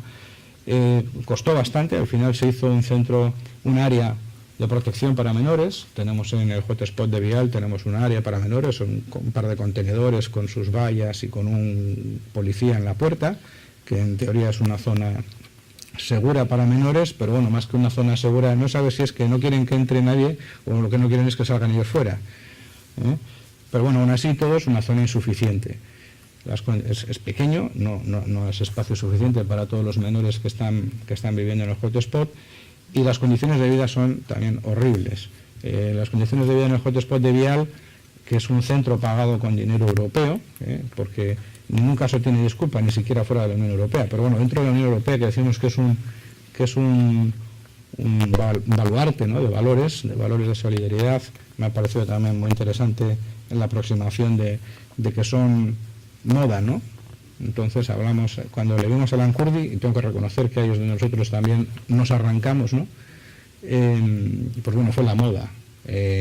Aquel año 2015 y principios de 2016 en las islas del Egeo aquello era un circo absoluto, una cosa bárbara, y bueno, pues a partir de ahí pues algunas personas nos hemos ido dando cuenta de lo que estaba pasando, ¿no? O según iba pasando lo íbamos viendo, ¿no? Pero sí que es verdad que es una moda. El volunturismo pues bueno, tiene su parte positiva, vamos a decir, pero bueno, es bastante, en cierto modo a mí es algo que me molesta bastante, ¿no? Y bueno, pues es un poco frustrante que las personas al final digan, bueno, pues ahora me voy a Grecia y mañana me voy a, pues no sé, a Nicaragua y al año siguiente voy a no sé dónde, como que está haciendo turismo, ¿no? Yo tengo la sensación a veces que en lugar de llevar una ONG lo que vamos es una agencia de viajes. Bueno, luego también pues lo que comentaba, las condiciones de vida de la sarna y los piojos, bueno, pues son habitantes habituales del campo, es de las cosas más habituales que nosotros atendemos a las personas allí. Desnutrición o una nutrición deficiente, igual no llega al grado de desnutrición, pero bueno, sí que desde luego es deficiente. La calidad de la comida que se da en el campo es bueno, pues normalmente la gente no la come, se busca la vida por otro lado. El agua y la luz se cortan recurrentemente en el campo, no llegan con regularidad, y el agua embotellada que se suministra no llega al 100% de la población. Entonces, claro, las enfermedades crónicas, que son un poco lo que nosotros tratamos de monitorizar, es muy difícil de conseguir una estabilización de los cuadros clínicos, diabéticos o diabéticas o personas hipertensas, pues bueno, es muy difícil, ¿no? Esto ya afecta más a adultos, pero bueno, también la medicación a los menores es muy complicada, porque solamente les podemos dar la medicación prácticamente de diario, y a veces se la tenemos que dar a través de la policía, le tenemos que dar la medicación a la policía para que luego la policía haga el seguimiento de esa medicación a los menores. Lo cual, pues muchas veces, pues el agente de policía dice: yo no soy ningún experto, no tengo por qué hacer esto, no es mi obligación, y bueno, pues según la bondad de la gente que nos toque en el turno, pues podremos dar la medicación al menor o no. Y bueno, pues había hecho una anotación también de las campañas de vacunación que se hacen con MSF. Es bastante satisfactorio, pero hay que tener en cuenta que la población es muy flotante y varía. Entonces, pues bueno, aunque se intenta hacer algo y se intenta hacer campañas recurrentes, muchas veces no sabes si los menores están vacunados o no, no sabes si por el país de origen, no sabes si en Turquía, o bueno, pues si permanecen durante largo tiempo en el campo, pues tampoco está muy claro, porque la trazabilidad de los tratamientos médicos no es muy de fiar si se ha tratado anteriormente, ¿no? Y la cuestión de la escolarización, y ya termino, pues también, como se ha expuesto aquí, es muy difícil la escolarización de los menores. Desde el año pasado el gobierno griego lo garantiza, pero como he dicho al principio también, en la isla de Quíos la hostilidad de la comunidad de acogida es muy grande y pues bueno, prácticamente no se produce en la isla. Nosotros hacemos un reconocimiento médico de los niños y de las niñas antes de empezar el curso, nos lo pidió el Ministerio de Educación y nosotros lo hacemos gustosamente, pero por un lado la dificultad del idioma impide esa escolarización, y por otro lado, pues bueno, el rechazo en la sociedad local es tremendo, y simplemente ya por seguridad las propias familias pues tampoco se animan a llevar a los niños al colegio. Otro problema añadido es el traslado del centro, que está a unos 20-25 kilómetros de la ciudad, y ya desde hace un par de meses había un servicio de autobús subvencionado por ACNUR, se ha suspendido por falta de fondos, y claro, pues el problema de que estas personas puedan acudir al centro escolar pues es añadido. Y bueno, pues un poco ese es el cuadro que puedo presentar. Muchos de los hilos se han ido cruzando. Hemos estado viendo, claro, no nos sorprende que nos encontremos situaciones de vulnerabilidad tan comunes, independientemente del contexto concreto que estemos analizando, porque hay una línea, digamos, que es la línea de esta melodía, que nos suena independientemente del lugar desde donde nos pongamos a escuchar, por ejemplo. Y paso ya, si os parece, a compartir algunas de las preguntas que nos han ido llegando. Acabas de terminar hablando de la educación, y Anne también es uno de los temas que tú mencionabas, y hay una pregunta para ti directamente. La educación como desafío, ¿no? ¿Cómo escolarizar a estas personas para que no se conviertan realmente en esa generación perdida? Que la educación también como arraigo o como pertenencia, de alguna manera, ¿no? Y es un reto muy complejo, pero a la vez parece que es una de las piezas claves, ¿no? Sí, además, bueno, tuvimos en noviembre la oportunidad de visitar un proyecto justo con Save the Children en Serbia, en una escuela pequeñita, de una aldea pequeñita, en la que, aun siendo un lugar de tránsito, en el que las familias no pasan más de X meses, los niños están siendo escolarizados en esta aldea. Y ya no es solo el hecho de que aprendan serbio o matemáticas o inglés, es que tengan contacto con otros niños, que interactúen, que se sientan parte de la comunidad, ¿no? Y eso es lo que no ocurre en muchos de los lugares donde los refugiados están en estos momentos atrapados en Europa, por ejemplo en las islas, ¿no? En Lesbos, que están en la isla de una isla, ¿no? En la cárcel de una cárcel. Y esos niños llevan meses y meses, incluso años, 2 años, bloqueados en esa isla y no tienen contacto con otros niños griegos. Van a las ludotecas que organizan las organizaciones humanitarias, donde les enseñan inglés. Una cosa muy curiosa que nos ha pasado en Samos y en Lesbos es que, por ejemplo, un niño kurdo iraní con, no sé, un iraquí, se hablan en turco, porque en Turquía han sido escolarizados. Y su manera de comunicarse es en turco. Y es muy interesante la necesidad de que se escolaricen, porque uno de los fenómenos que antes quizá no hemos comentado, pero más graves que están ocurriendo en estos momentos, es la altísima tasa de intentos de suicidio entre menores refugiados. Y lo estamos viendo mucho en Grecia y cada vez más en Italia.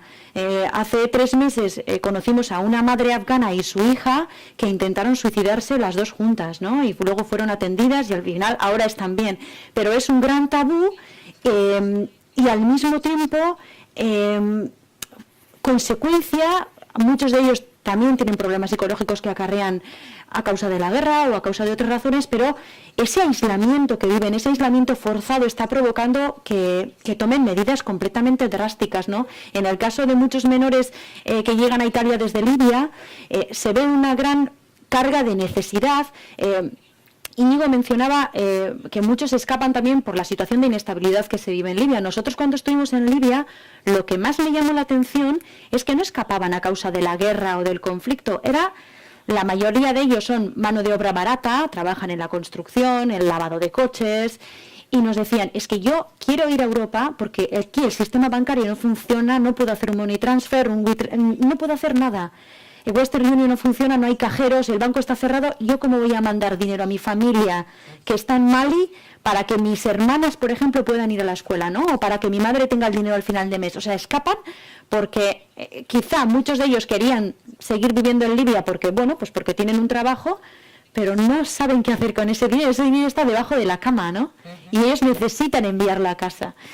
Y se siente, cuando llegan a Europa, esa responsabilidad y esa frustración que crea el hecho de no poder hacer nada, ¿no? De no tener un trabajo, no tener nada.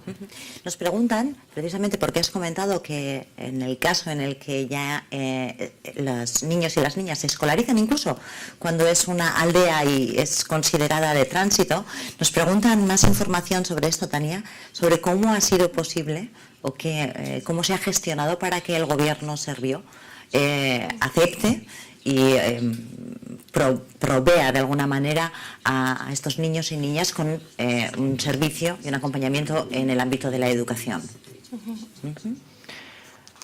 Yes, so thank you for your question. So we've been working since 2015, since the beginning of our response in Serbia and Western Balkans in general. We've been advocating for access to education for children on the move. And Serbia enrolled children, refugee and migrant children, enrolled them into regular education in 2017. So that was basically the result of advocacy efforts of Save the Children and all other actors involved. So the system was developed. But even before that, we work to provide education opportunities for children on the move, and this is something that I find very, very important, and I think we are very proud to this aspect of our work. I talked about the importance of a transitional context and then to help children who are moving. So we developed a special program for children, which is basically a combination of psychosocial support and educational activities. So we worked on providing psychosocial support, and then we realized that the psychosocial activities that we provide for children in our child-friendly spaces are giving giving us, let's say, the opportunity to include some elements of education. So this is what we did, and we have developed this program, which is called Boxes of Wonder, which we have shared within Save the Children, and we've seen some of the other country offices are using it. And I talked to some of the colleagues from Spain, and they told me that they're using some of the elements. I think it was in Melilla. So it's, you know, there are various things that you can do to give bits and pieces of education to children while they're on the move. And then there is this also need for them to be part of the regular schooling system, which Serbia did, and I think Serbia was the first country on the route that did this. So we give really a big recognition to the Serbian government for doing this. The refugee and migrant children are being included in regular schools as soon as they get accommodation after a preparatory period of a couple of weeks. And for example, Bogovađe, the center that Anna mentioned, is a really good example because we have experienced local partner, local NGO working there with acting as a link. So linking children, refugee and migrant children and their parents, and the authorities managing the asylum center and the local school. So what our partners are doing, when children come, when families come to the center, they work with children and families in a child-friendly space, you know, to give them information, to help them to understand the context and what are their opportunities in Serbia regarding education. And they also, you know, somehow do the screening, they somehow estimate the level of knowledge that children have. And then they go with this to the local school, and then they give this information to teachers and prepare teachers for children. So then we also have a cultural mediator and a facilitator who are accompanying children to school, and then, you know, supporting them during the classes. And then after the classes, they help children with school tasks, with homework. So this is how it works. It's not perfect, but it works, and children benefit from it. Whenever I talk to children, this is what Anna said. It is for them. It's frustrating very often because they go there and they don't understand much. They don't know Serbian, and it's different from what they've seen.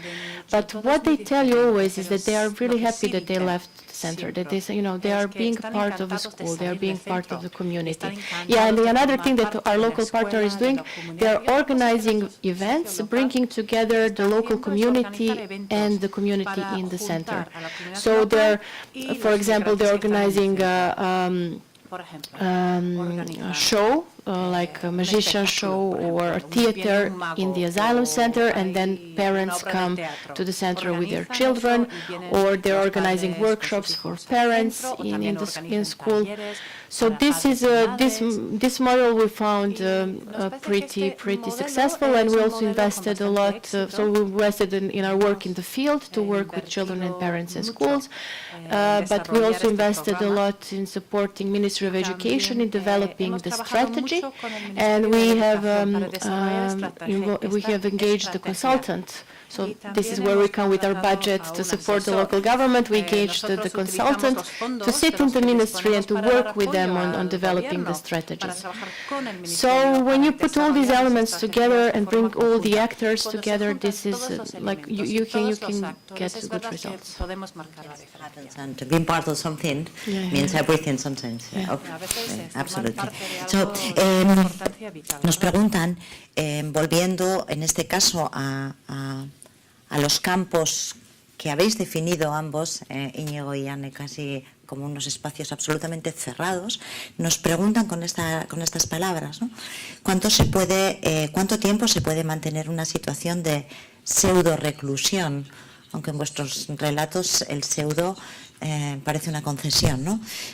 ¿Cuánto se puede soportar vivir en condiciones que son inhumanas y sin esperanza de futuro? Os piden vuestra opinión. Bueno, pues te quedas sorprendido de la capacidad de resiliencia, ¿no?, que tiene la gente a esas condiciones. Yo creo que peor que las condiciones en sí, que son inhumanas, lo que más daño hace es la incertidumbre del futuro. Estas personas, pues como ha dicho Anne, están dando ahora cita para el 2021 para empezar a estudiar su solicitud de asilo. Permanecen durante muchísimo tiempo con la esperanza de que va a prosperar y con el tiempo pues, se van desmontando, ¿no? Yo he atendido a muchísimas personas en la llegada, en la costa. Nosotros hacemos el triaje cuando llegan al puerto porque los intercepta la Guardia Costera o en las playas. Y bueno, pues muchas de esas personas luego te las encuentras y vas viendo cómo se van desestructurando y cómo se van desmontando. ¿Cómo se aguanta? Pues ni yo mismo lo sé. Yo al principio pensaba, digo, bueno, esto en un momento dado, cuando se den cuenta de que no tienen salida, cualquier día le prenden fuego a la isla, porque la indignación que te tiene que entrar, ¿no? Pero eso lo estamos pensando nosotros desde nuestra perspectiva y desde este momento que estamos armados como personas. Pero si nosotros nos viésemos expuestos a la misma experiencia de un viaje penoso, donde vas saltando las dificultades, donde te van desmontando como persona, y cuando llegas a Europa, y como antes comentaba Madú, ¿no? Vengo a Europa y espero que me van a recibir con los brazos abiertos y que me van a dar las libertades que tanto prometen, y te encuentras con un muro, con una fortaleza, pues se les viene abajo, ¿no? Se les viene abajo todo eso y siguen en esa caída libre, y bueno, pues al final vas aguantando por yo creo que por mero instinto de supervivencia.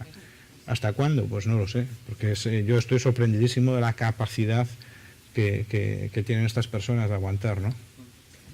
Sí, yo creo que también tienen una capacidad de resistencia enorme. Yo creo que la transformación más dura es de niño a adolescente.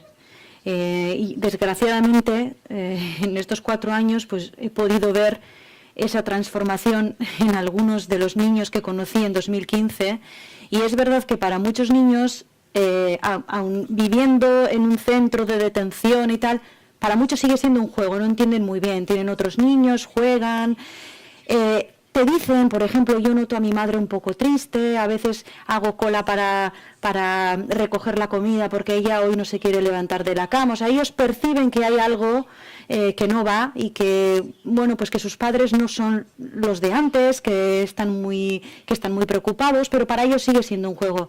Pero cuando ese niño se convierte en un adolescente, ahí es donde empieza ya su conciencia también política, o sea, su conciencia de quién soy y qué estoy haciendo aquí y qué es lo que está pasando. Y esa transformación es muy preocupante, porque ahí es cuando empieza a haber ya brotes de violencia, de decir, joder, ¿qué estoy haciendo con mi vida, ¿no? ¿Qué está pasando? Y en esa transición es donde se ve realmente que la persona empieza a perder la paciencia. Niños, niñas, adolescentes, en Melilla, en la experiencia, en la observación también de estos fenómenos, nos preguntan ¿cuáles son las principales rutas de la infancia migrante que llegan a la frontera sur? Has mencionado que esto ha ido cambiando, ¿no? Y que hay más países, hay más orígenes, y que esto además en los últimos, si no recuerdo mal por las notas que he ido tomando de tu intervención, en este último año habéis visto también que se han incorporado otras rutas. ¿Qué radiografía podrías hacernos? Principalmente el origen sigue siendo magrebí en su mayoría. ¿Verdad? Que son niños que salen de Marruecos porque no encuentran realmente un futuro certero, ¿no? o seguro para ellos.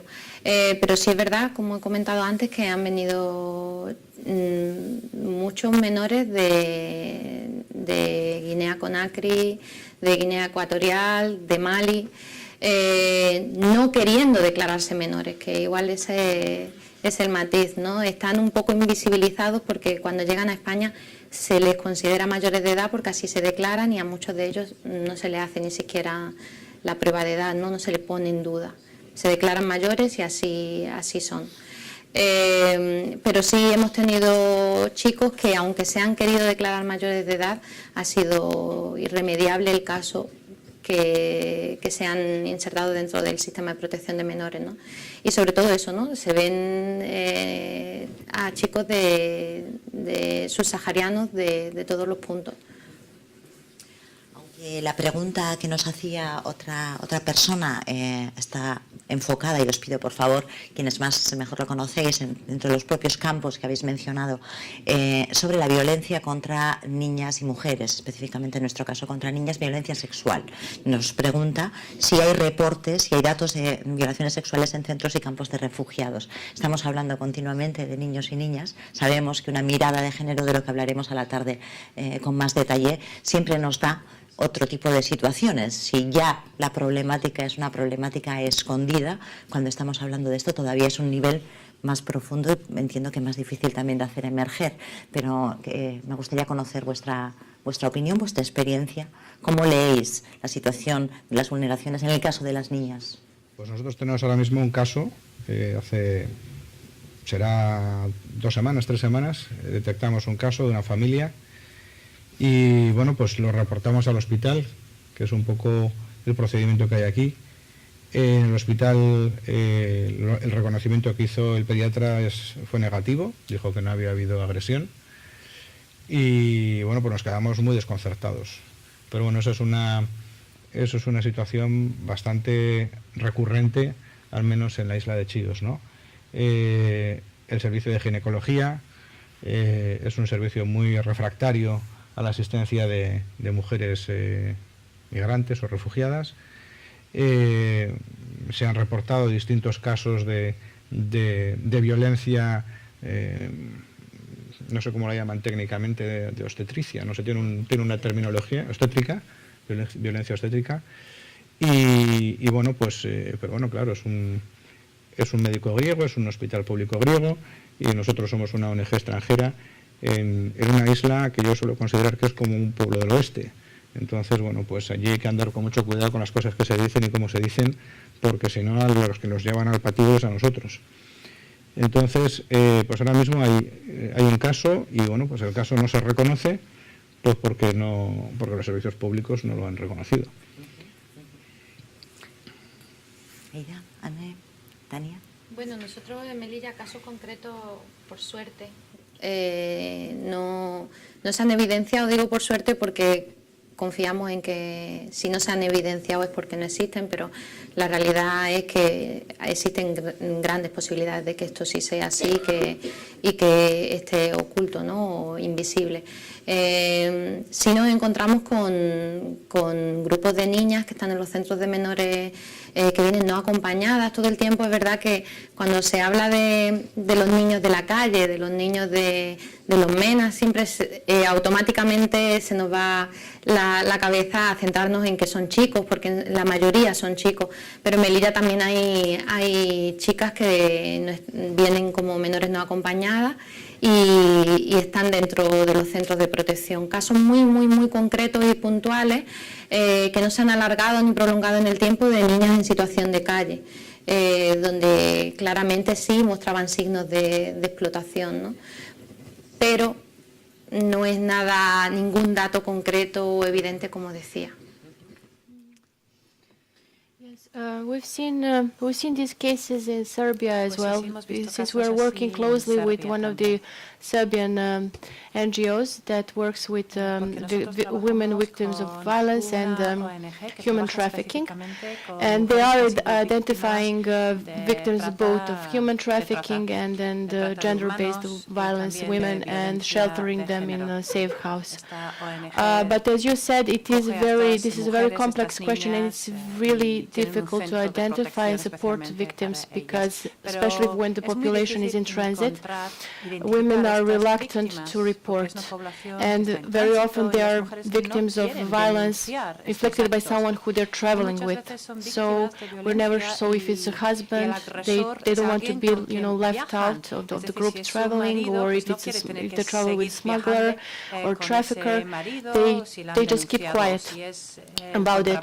And we mentioned also about the risk. There's a huge risk of child marriage because we never know. Like, are the girls they traveling? You know, maybe there are girls traveling alone, but they're saying that they're traveling with someone, and this someone is a trafficker. So it's very difficult to identify and to support the women who are in danger. But when we talk about, as you said, about gender-based violence, it's not only women and girls are in danger. We've seen many cases of boys traveling alone. They are also very much facing the risk of gender-based violence, and we had many cases reported in Serbia, unfortunately, especially if the boys are not, properly accommodated. And it happens also, we don't hear that many reports. There were reports from Greece about the boys who are being exploited. They resort to this in order to get resources. Estadísticas no hay, pero hay muchos trabajos periodísticos y también ONGs que han trabajado en la prostitución de menores. Son niñas y niños refugiados obligados a prostituirse en Grecia y en los Balcanes. Hace 2 años el periódico The Guardian publicó un artículo durísimo sobre lo que pasaba en la Plaza Monia de Atenas por la noche, donde niños refugiados caían en manos de, muchos de ellos obligados a prostituirse, muchos caían en redes de trata. Y lo que estamos viendo en Italia es mujeres que llegan embarazadas porque han sido violadas en Libia y te dicen, este niño es del demonio, que es la palabra que muchas utilizan para definir lo que han sufrido, y entonces te dicen, sí, estoy embarazada y este niño es del demonio, ¿no? Lo dicen muchas. Y luego jóvenes nigerianas que son víctimas de la trata ya desde que comienzan, en muchos casos, el viaje en Nigeria, y que una vez que llegan en Italia, pues son llevadas a diferentes países europeos, porque normalmente son víctimas de redes de trata europeos, ¿no? Y en algunos casos, algunas engañadas llegan pensando que harán un trabajo de au pair o limpieza en casas o como peluquera. Me ha pasado muchas veces en Sicilia entrevistar a menores nigerianas que me dicen, no, yo vengo a hacer un curso de peluquería porque me han dicho que tal. Y luego cuando entrevistas a mujeres nigerianas que han sido liberadas de esos grupos criminales y que ahora están en centros de acogida, te dicen, no, es que esa es una de las excusas que más se utiliza, ¿no? Pero luego no se sabe más de ellas, y con las eritreas sucede mucho, es el gran agujero negro, las mujeres eritreas, es muy difícil acceder a ellas y muchas veces no hay manera, ¿no? de saber lo que está pasando. El hecho de que no haya información es en sí también una evidencia, ¿no? de la profundidad de esta problemática, y también una llamada de atención. Nos preguntan a cada uno de vosotros y de vosotras, en vuestros ámbitos de trabajo, ¿qué hacéis cuando sois testigos de una vulneración grave de derechos humanos? ¿Visibilizarlo, darle visibilidad? ¿De qué manera? No sé si habéis tenido que hacerlo o cómo lo habéis hecho. Yo creo que está clara, ¿no? la postura y la línea que se sigue ante una vulneración de derechos. Se supone que estamos trabajando dentro de este campo para poder asegurar la no vulneración de ellos, ¿no? Entonces, automáticamente se visibiliza, se eleva a los niveles necesarios para poder parar, ¿no? la situación que se haya presenciado, que se tenga constancia. Sobre todo nosotros desde Save the Children siempre prima lo que dice el menor, ¿no? No hay duda ante la palabra de un niño. Entonces, pues, sea como sea, no nos paramos ni siquiera a cuestionarlo y directamente se eleva, y ya desde los niveles de denuncia o de ya que se cuestionen e investiguen si es cierto o no, pero ante todo prima la opinión y el testimonio de un menor. Aunque, como nos comentabas, Íñigo, hay veces que, sabiendo que estás en el salvaje oeste, hay que tener también la visión del espacio en el que te estás moviendo, y no siempre es sencillo, o la mayoría de las veces se intuye que es complicado. Bueno, nosotros hay tantas vulneraciones que denunciar que es difícil, ¿no?, empezar, pero ahora que hemos presentado el recurso a la Dirección General de Marina Mercante, cuando nos deniega el permiso para prestar asistencia humanitaria en el Mediterráneo Central, que bueno, ellos lo construyen con un argumentario técnico-legal que yo, cuando lo termino de leer, digo, no sé cómo es posible que la persona que ha escrito este texto se haya ido a dormir tranquilamente, ¿no?, esta noche, porque vamos, es una cosa tan obvia, tan evidente. Entonces nuestra primera denuncia es pues el incumplimiento del derecho a la vida, y sin ese derecho todos los demás carecen de sentido. O sea, no podemos, todos los demás son importantes, el derecho a la escolarización, el derecho a la salud, pero es que si el primero que estás denegando es el derecho a la vida, porque a las personas que necesitan auxilio, que son náufragos, que ya no son ni migrantes ni son refugiados, son náufragos, son personas en peligro inminente de muerte, y estás denegando el derecho a la vida porque estás reteniendo los recursos que le pueden sacar de esa situación, pues bueno, a partir de ahí ya todo lo demás, ¿no? En concreto, en el caso de Grecia, en el caso de Chios, en el entorno en el que nos movemos es muy difícil. Hemos tenido casos muy sangrantes, enfermos de cáncer que estaban en un hotel en lugar de en un hospital, y a mí me llegaron a decir, y lo tengo que decir porque, bueno, o sea, ahí salió luego la prensa, ¿no?, salió público el caso, me llegaron a decir en la agencia, en la oficina de ACNUR, que total, si se iba a morir. Un chaval de 22 años con un condrosarcoma que estaba creciendo día a día, y los únicos que le estábamos prestando atención éramos nosotros, y ACNUR lo tenía alojado en un hotel porque el hospital renunciaba a atenderle porque no tenía servicio de oncología. Nos costó un mes conseguir sacarlo de la isla, ¿no? Y al final, bueno, el caso pasó a la prensa y fue un caso de bastante escándalo en Grecia, y de hecho creo que ha terminado en la Corte de Derechos Humanos, ¿no?, en un caso contra el Estado griego. Entonces, bueno, pues se hacen estas cosas, pero lo lamentable es que esto al final al Estado griego, pues en su momento cuando se resuelva, como mucho le costará un tirón de orejas, pero las víctimas ya están ahí, ya lo han pasado, ¿no? Entonces, bueno, es muy frustrante también para las personas que no somos expertos, pero que estamos ahora en terreno viendo todo esto, ¿no? Pues es muy difícil de entender esto que esté pasando en Europa, ¿no? El otro día comentaba un compañero, ayer comentaban los compañeros de Sea-Watch, que era muy difícil ser europeo a bordo de los barcos de rescate y explicar a las personas por qué estaban sufriendo lo que estaban sufriendo, ¿no? Es así, o sea, en Grecia, a mí cuando me preguntan ¿por qué nos hacéis esto?, pues es que se me cae la cara de vergüenza y solamente me queda echarme a llorar. Tania. Yes, this is a situation we're facing every day, of course. And what we do, of course, it depends on the situation, but we work closely with our partners to document. So document and document and document, have it on paper, have it as a testimony, and then it depends where you're going with this, but very often you need to escalate it. So when it comes to the regular pushbacks, what we're doing, we're collecting the data and collecting the testimonies, and then we're working with Save the Children advocacy office in Brussels. We work. This is the level where you need to bring it in order to make a change. Of course, when it comes to the refugee centers in Serbia, for example, then we discuss these cases with the management of the centers, or we're discussing it with the Commissariat for Refugees or Ministry for Social Welfare. Depends on who is in charge. And I think it's really always important to document, to make sure that you can prove what happened.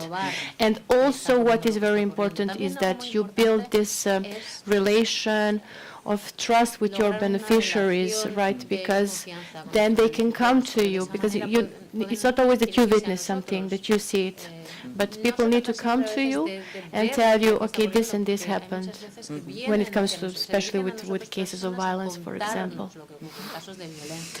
Anne, además de todo, eres periodista. A la hora de visibilizar parece que el foco puede ser, y además lo ha comentado también Íñigo, en el caso en el que los medios de comunicación dan visibilidad a ciertas vulneraciones, es cuando la sensibilidad hacia lo publicado parece que, desgraciadamente, en muchos casos es mayor que la sensibilidad ante el propio hecho en sí mismo, ¿no? Sí, es verdad que a veces quizá tenemos cierta capacidad para presionar o encender la bombilla hacia una sensibilización colectiva a nivel comunicativo, pero yo creo que cuando nos encontramos en muchos casos ante un caso de delito o de una situación de vulneración de derechos, tiene que primar nuestro ser humano que nuestro ser periodista muchas veces, ¿no? Y hay que denunciarlo donde hay que denunciarlo, o ayudar a que se denuncie, ¿no? Yo siempre lo he dicho, yo creo que en estos momentos y también en 2015-2016 lo que falta en los centros de detención de las islas griegas y en los Balcanes son asesores legales y abogados, no tanto botas o chamarras o pan o sopa o comida. O sea, necesitan asesores legales, abogados que les ayuden, que les digan en qué situación legal están, qué opciones tienen, y eso falta muchísimo, porque muchos no saben a dónde tienen que acudir, si tienen una duda legal, qué es lo que tienen que hacer, y falta eso. Y cuando les ocurre algo así, no saben tampoco cómo reaccionar, ¿no? Y en ese sentido yo creo que sí tenemos que ayudarles un poco a encontrar esos mecanismos.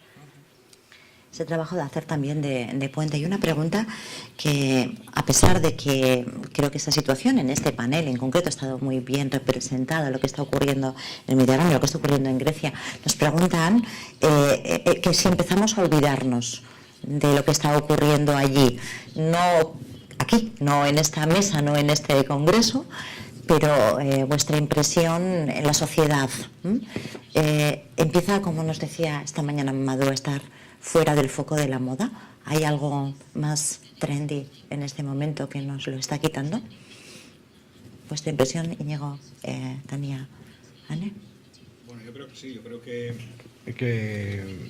no se podía explicar de mejor manera, ¿no? Es la moda, ahora es la moda de ser humanitario, ahora, bueno, pues yo creo que vendrá la moda de los movimientos ultraconservadores, ¿no? Que está siendo la nueva preocupación de Europa, y bueno, va a dejar en segundo plano.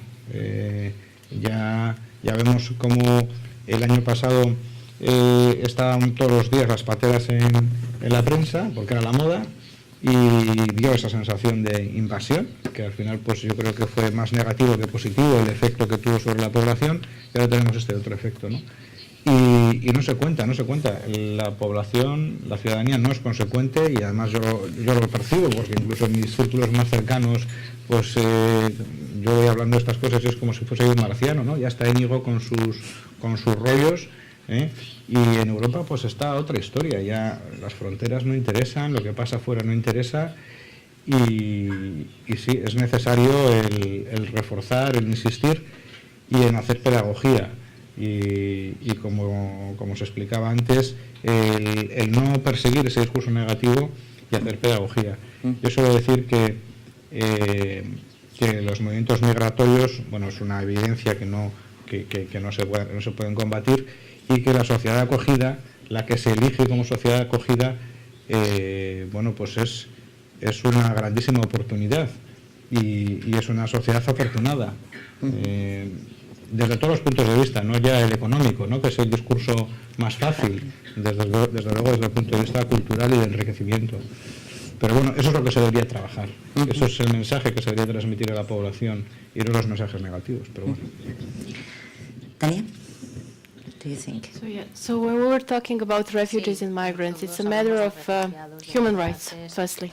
It's human rights. And exercise, helping, they have their rights, and it's also a matter of responsibility, solidarity, and empathy. And when you think about these concepts, unfortunately, and when you think at the global context, not only, I don't know, Europe or Western Balkans, they're kind of shaky right now. Many reasons, I don't know. We can discuss about this. So it is a challenging, some challenging time for these issues, and this is, I guess, why we're struggling. Situation is unstable in the countries all over the world. When I think about Western Balkans, Serbia, Bosnia and Herzegovina, these countries, they have their own, problems and instabilities. So it's difficult to put this question on the agenda. And when it comes to empathy or solidarity, in Serbia and Bosnia and Herzegovina, we've seen both cases of incredible empathy and solidarity and cases of discrimination. So I guess that there's capacity for both. Unfortunately, there's capacity for not recognizing the human rights and being without solidarity and empathy. But there's also capacity for feel solidarity, empathy, and also respect people's human rights. And this is why whenever we discuss, I think that the point that we need to bring back home is that the matter of human rights, it concerns everyone. And someone said this morning that the society and the country and the law system, they are as good as they protect the most vulnerable ones. So, if we don't protect children, whether they're refugee children or, whatever children it is, then no one is basically protected. Nosotros, desde la situación de Melilla, sí que tristemente lo que se vive es una normalización que no solo los tiene invisibilizados, sino que cuando se les visibiliza de alguna manera, como he dicho antes, con la impronta negativa, ¿no? Y con el estigma. Y para fomentar, sobre todo, son víctimas estos menores del miedo al efecto llamada, ¿no? Entonces, muchas veces no se visibiliza porque a los medios, porque al gobierno, porque no les interesa realmente el mostrar el que hay tantos niños que llegan y que hay éxito o no en esas llegadas porque tienen miedo al efecto llamada, ¿no? Entonces, sí se visibiliza por una parte, pero siempre con el tinte negativo, y por otra parte, por desgracia, como digo, hay una normalización dentro de la sociedad que es muy dañina para esta lucha. Yo creo que desde el punto de vista periodístico vivimos una espectacularización de la noticia, ¿no? Vende la imagen espectacular, y cuando la imagen no existe, porque no accedemos a los lugares o porque ya no interesa acudir a esos lugares, pues ya no interesa, porque no les vemos y porque, pues, si no les vemos no existen. Y esto desgraciadamente no sucede solo con este fenómeno aquí en Europa. La primera caravana migrante se ha contado con todo lujo de detalles, la segunda y la tercera casi no hay periodistas, ¿no? Y con el drama de los refugiados Rohingya en Bangladesh, pues lo mismo, ¿no? Que es una de las situaciones más lamentables en estos momentos en el mundo, y no se está contando lo que está pasando allí. Y yo creo que como periodistas o como representantes de diferentes medios de comunicación tendríamos que hacer mucha autocrítica en ese sentido, porque siempre nos quejábamos de que contábamos la guerra pero no contábamos la posguerra, y en este caso hemos contado una situación de crisis o una situación histórica muy peculiar en la que llegaban 10.000 personas al día. Pero, ¿qué ha pasado con estas personas, no? Vamos a humanizar estos números y decir quiénes son, dónde están ahora, qué está pasando con ellos, y no no hay ese interés porque vivimos en un torbellino de la última noticia. ¿Cuál es la última noticia? ¿Cuál es la última noticia? Y esa última noticia siempre dura menos. Y cada vez los ciclos duran menos, los ciclos informativos, y necesitamos un nuevo escándalo que llevarnos a la boca o alguna otra imagen llamativa. Con todo, me vais a permitir que me vaya con una visión positiva del trabajo que se está haciendo, de las buenas prácticas, que hay muchas que han aparecido también en vuestras aportaciones, y sobre todo de la constancia de este trabajo, de que sigue habiendo personas haciéndolo, que sigue habiendo personas incómodas quedándose allí, incluso aunque la marea te lleve hacia otros lugares, y personas que se empeñan también en contarlo, no solamente la crisis, sino también la poscrisis, porque la noticia ocurre cuando estamos en directo, pero la realidad cuando ya se han apagado los focos. También cuando se trata de estos menas, estos menores extraordinarios que necesitan amor, diría que también podría ser menes, que necesitan mucha más empatía. Vamos a seguir hablando de esto a partir de las 4 de la tarde. Ahora sí, vamos a hacer un descanso bien merecido, pero antes vamos a darles un aplauso y agradecerles muchísimo su experiencia. Eskerrik asko, mila esker, denei. Arratsaldeko lauretan, bueltan izango gara, beste mainguru panela izango dugu, kasurako genero ikuspegia jarriko diogu begiratu honi, arratsaldeko lauretan bertan, beraz hemen, bitartean honegin.